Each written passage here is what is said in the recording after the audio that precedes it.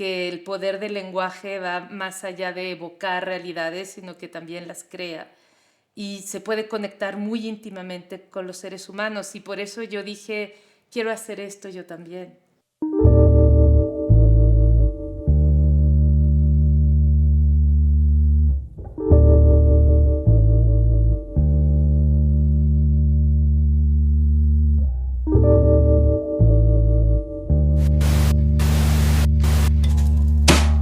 Bueno, ¿qué tal? Nos encontramos aquí con Guadalupe Nettel, escritora mexicana. Estamos muy orgullosos de poder recibirla aquí, muy honrados. Muchísimas gracias por darnos la oportunidad. Y normalmente las entrevistas que tenemos estudiadas sobre ti, pues empiezan con toda tu trayectoria, que es extensa, ¿no? También tu participación en la revista de la UNAM. Pero quisiéramos saber que tú nos digas de tus propias palabras quién es Guadalupe Nettel. Bueno, eh, difícil contestar esa pregunta siempre, ¿no? Porque hay mil respuestas posibles, pero pues soy una escritora mexicana que ha vivido entre México y Francia la mayoría de su vida. Estudié en la UNAM, así que me siento puma. Y estudié literatura, después hice un doctorado en París en ciencias del lenguaje. Soy autora de los libros que están en esta mesa y de alguno más que está por ahí, que se llama El matrimonio de los peces rojos, que también son cuentos, y uno que otro más. Y sobre todo soy una lectora. Me gusta muchísimo leer desde que era niña. Siempre he estado leyendo y es eso lo que me llevó hacia la escritura. Y también he sido editora de varias revistas. Las más importantes han sido Número Cero y la revista de la Universidad de México que dirigí durante 7 años y cuyos números curé muy de cerquita. También he dado talleres de escritura, es algo que me gusta mucho, llevar a la gente que está empezando a escribir a encontrar una voz, y doy conferencias también muy seguido. Soy mamá de 2 hijos adolescentes y creo que eso también define muchísimo mi manera de ver el mundo y de pensar en el futuro, y también definitivamente le da como forma a mi tiempo. Y en esta parte que nos comentas que has vivido en París y México la mayor parte de tu vida, ¿cómo consideras tú que estas ciudades influyen en tu obra? Pues el hecho de conocer otras dinámicas urbanas, y no solo urbanas, también rurales, hace que nuestro imaginario pueda disponer las historias que se nos ocurren en diferentes escenarios, ¿no? Entonces, bueno, sí, sobre todo he vivido entre México y París, pero también viví en Barcelona y eso se refleja en algunos de los cuentos que he escrito, como uno que salió en una colección que se llama Los Divagantes, que es el más reciente, y que se llama La vida en otro lugar, y es sobre la dificultad de encontrar un departamento en una de estas megalópolis europeas donde cada vez está más gentrificado el alquiler, y no dejan a la gente que no está en una nómina alquilar tan fácilmente una casa. Yo creo que cada ciudad tiene problemáticas distintas y que por eso me gusta plantear, decir claramente dónde están sucediendo las historias, porque tienen que ver con este ser orgánico que es una ciudad, ¿no? Con todas sus diferentes complejidades, problemas, dificultades y también riquezas. Por ejemplo, recuerdo en Después del invierno, ¿no? Que es una mujer que viene proveniente de Oaxaca gracias a una beca. Y en este sentido de encontrarse en un nuevo lugar y al mismo tiempo escribir sobre ello, ¿fue algo que a ti te sucedió y por qué? O sea, lo que quiero definir con esta pregunta es ¿por qué la gente comienza a escribir? Bueno, lo que me acabas de decir me hace pensar que sí, o sea, yo nunca me planteé, voy a escribir historias sobre ciudades diferentes, ¿no? Sino que estando en cada ciudad se me fueron ocurriendo cosas. La ciudad de Oaxaca me hizo pensar en de dónde podría venir esta inmigrante que después se va a Francia, una mexicana que está acostumbrada a una sociedad, pues, como la oaxaqueña y cómo puede ser el shock también de encontrarse con una cultura tan cerrada como era el París de inicio del siglo XXI, porque ha cambiado mucho París, ahora ya no es tan cerrada y los parisinos no son tan sangrones como antes, pero en ese momento sí, ya era un shock grande. Y también quería hablar un poco de La Habana, que es una ciudad en la que nunca he vivido, pero he estado muchas veces y me gusta mucho, me inspira porque es realmente como otra dimensión. Entonces en esa novela quería hablar de el tránsito, ¿no? De los seres humanos y de cómo las diferentes ciudades van moldeando nuestro carácter, que es uno de los temas que me gusta abarcar. ¿Cómo llega uno a la escritura? Pues yo creo que primero leyendo. Eso es lo que me pasó a mí.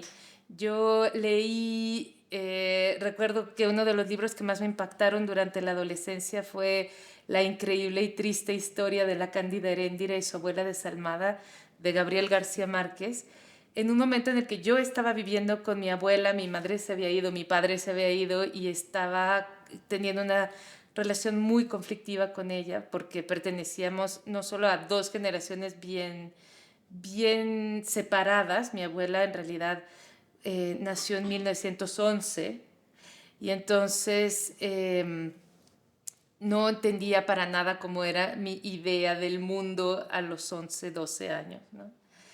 Y, y entonces descubrir ese libro que hablaba exactamente de lo que yo sentía, de cómo me estaba sintiendo, de lo que me estaba pasando por dentro. Obviamente yo no estaba en Colombia ni en el desierto y por fortuna mi abuela no me prostituía, pero esa sensación de opresión que siente ese personaje, de odio contra alguien que además la está cuidando, era algo que yo no lograba expresar y me deslumbró que alguien lo pudiera contar de la manera exacta en la que yo lo sentía. Entonces dije, esto es como magia en realidad. Y todavía estoy convencida de que la literatura tiene un poder de verdaderamente de creación mágica, ¿no? Como demiúrgico, que el poder del lenguaje va más allá de evocar realidades, sino que también las crea y se puede conectar muy íntimamente con los seres humanos. Y por eso yo dije, quiero hacer esto yo también, yo quiero lograr hacer esto. Y entonces fue así que empecé a escribir más seriamente, porque ya de niña había tenido otro acercamiento distinto a la literatura. Pero eso es algo que he contado en otros lugares, ¿no? En El cuerpo en que nací cuento de este primer acercamiento en la primaria como justo una manera de vengarme de los niños que me hacían bullying en la primaria. Entonces en esos cuentos yo ponía a todos esos niños en situaciones de peligro enorme y de catástrofe y de tragedia, naufragios, maldiciones, etcétera. Y fue una manera de encontrar como una especie de resarcimiento a lo que me hacían, ¿no? Y al final, bueno, me obligaron a leer lo que yo estaba escribiendo en clase y a los niños les encantó estar en esas historias, se sintieron súper bien de ser personajes, no les importaba naufragar ni que les tocara la plaga de Egipto, sino que eso me acercó a ellos y fue una manera de encontrar un lugar en esa pequeña sociedad que era la escuela. Entonces, para mí siempre la literatura ha sido eso, una tabla de salvación. No creo que solo sea eso, pero definitivamente sí fue mi acercamiento, tanto como lectora como escritora. Y en esta tabla de salvación que comentas, algo que nos llama mucho la atención es que siempre le das voz a estos personajes marginados o estos personajes que tienen algún tipo de cualidad diferente, ¿no? ¿De dónde nace este afán de escribir sobre ellos y darles voz tan principal en tu obra? Pues cuando yo empecé a escribir, hace muchísimos años, en el siglo pasado, era todavía como la sociedad y lo que sus expectativas acerca de todos nosotros, los que pertenecíamos a ella, era como muy uniformizada. Estaba lo que era aceptable y lo que no era aceptable. Y todavía había mucho rechazo a aquello que era divergente. Y eso ha cambiado con los años, cosa que me da muchísimo gusto, pero yo tenía esa necesidad de oponerme a esas reglas tan estrictas de lo que estaba bien y de lo que estaba mal, de lo que era normal y lo que era anormal. Siempre me pareció que era algo que, que me causaba muchísima indignación y tenía, no sé, fue como una militancia estética también, pero creo que también una lucha por la libertad de ser quienes somos verdaderamente y de exigir que se nos aceptara así a todos, ¿no? En mi caso, la diferencia venía sobre todo del hecho de no ver con un ojo y de moverme de una manera distinta por esa razón, de ladear la cabeza cuando estoy escribiendo, leyendo, incluso hablando, por esa misma razón. Y entonces como que tomé la causa de la diferencia física, ¿no? De los cuerpos que ahora llamamos divergentes, pero que en esa época llamaban de alguna, o sea, como eran casi tullidos o discapacitados. Y yo creo que hemos hecho un camino muy grande como sociedad en esos términos de aceptación. Y he participado en esa lucha, cosa que me hace sentir muy contenta porque siento que pues, ha sido una victoria que hemos conseguido de manera colectiva. Muchas gracias. Sí, sin duda has formado parte total de ello con la influencia que pues tenemos nuestra generación de tu obra, ¿no? Yo tengo mucha curiosidad de cómo es tu proceso de entrar en estos cuerpos que independientemente de la edad, independientemente del género, se sienten completamente leales, ¿no? Fieles a ese personaje. ¿Cómo es tu proceso de poderte transportar a otro cuerpo? Sí. Bueno, me gusta mucho ponerme en la piel de otra gente. Es algo que he desarrollado a lo largo de mi vida. Creo que siempre hay gente que, no sé, hay quienes tenemos esa tendencia a tratar de imaginar qué sienten los otros, ¿no? Y cuando escribo, me pasa todavía más. Verdaderamente me pongo en la piel de uno de esos personajes, puede ser un hombre de 60 años, como en el cuento de la Puerta Rosada que está incluido en Los Divagantes, o puede ser un adolescente como en el cuento de la serpiente de Beijing, hombres, mujeres, sobre todo esos dos géneros. Todavía no he encarnado un personaje no binario, pero realmente me da muchísima curiosidad tratar de imaginar cómo es eso.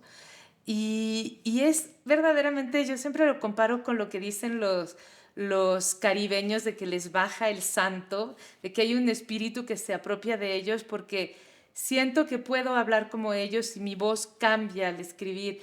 Uso mucho la primera persona justo por eso, porque me siento habitada por ese personaje, ¿no? Por ese espíritu distinto de la identidad que normalmente asumo, que es la que me preguntaste al inicio de la entrevista. Sí.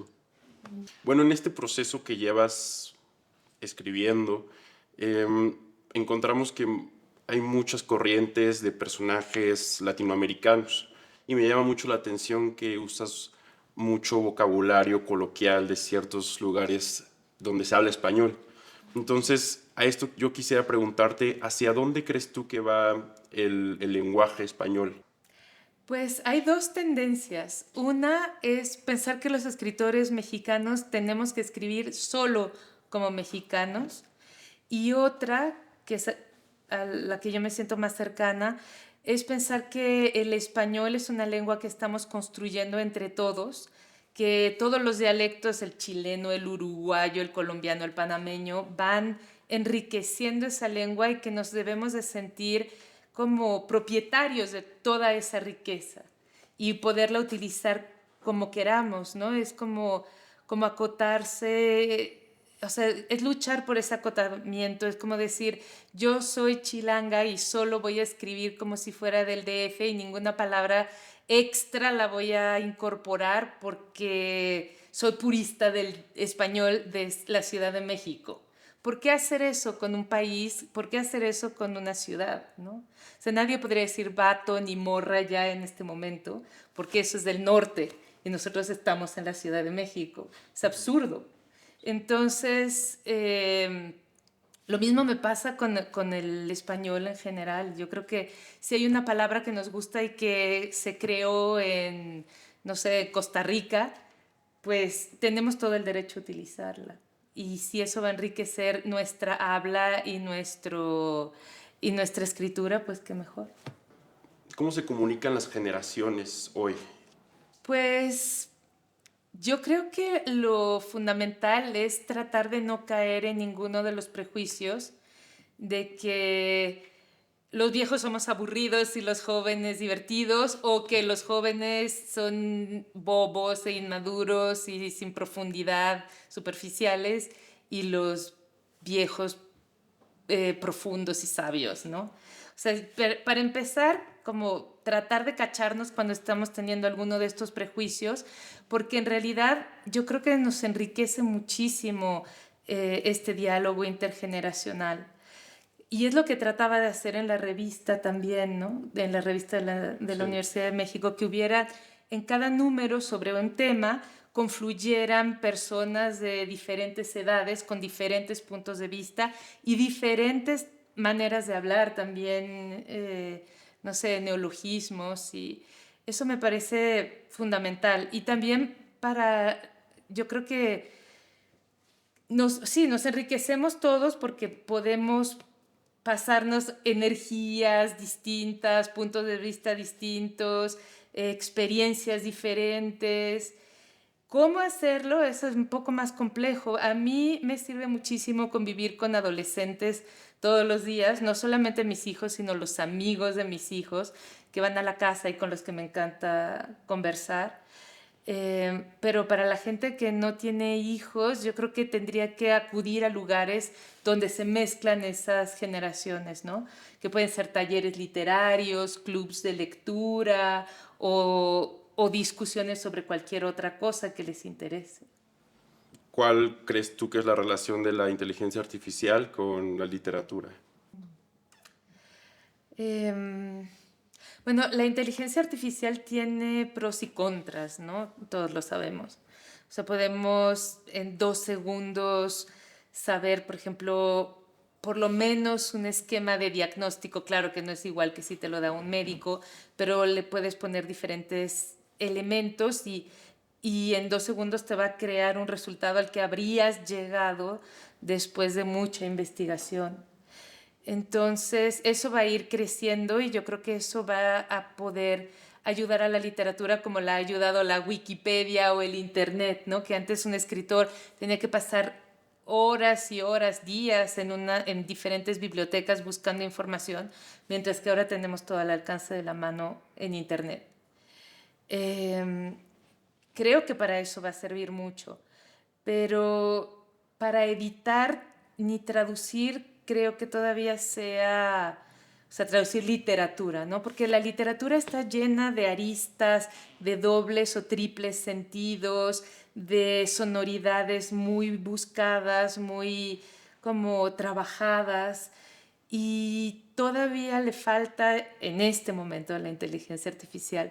Para eso yo algunas veces he tratado de editar algún texto usando la inteligencia artificial y me doy cuenta de que aplanan muchísimo los textos, que todo lo que sea ironía o sarcasmo a veces o doble sentido lo aplanan y lo quitan. Eh, entonces no creo que en este momento, en términos estilísticos, esté enriqueciendo en lo más mínimo.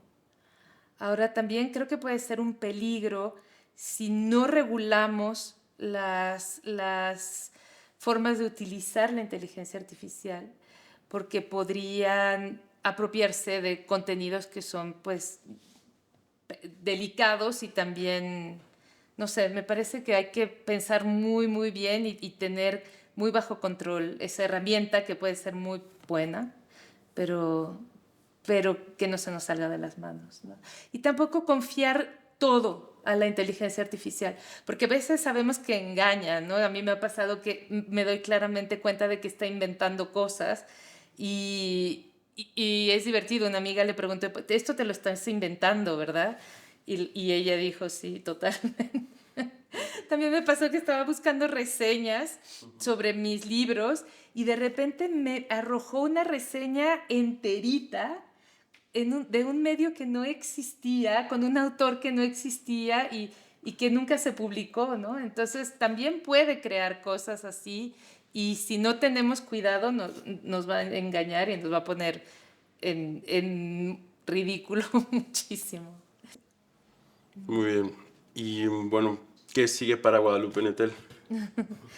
Bueno, ahora estoy escribiendo un libro sobre un tema que está muy de moda, que es el de la ira, la rabia, y que es una emoción que muchas veces nos invitan a reprimir porque está mal visto expresarla en público. Y, y bueno, de todas las emociones yo creo que es la más proscrita, entonces tengo muchas ganas de explorarla y de ver qué es. Hay muchas veces en que la rabia se identifica con violencia y no forzosamente tiene que ser así, ¿no?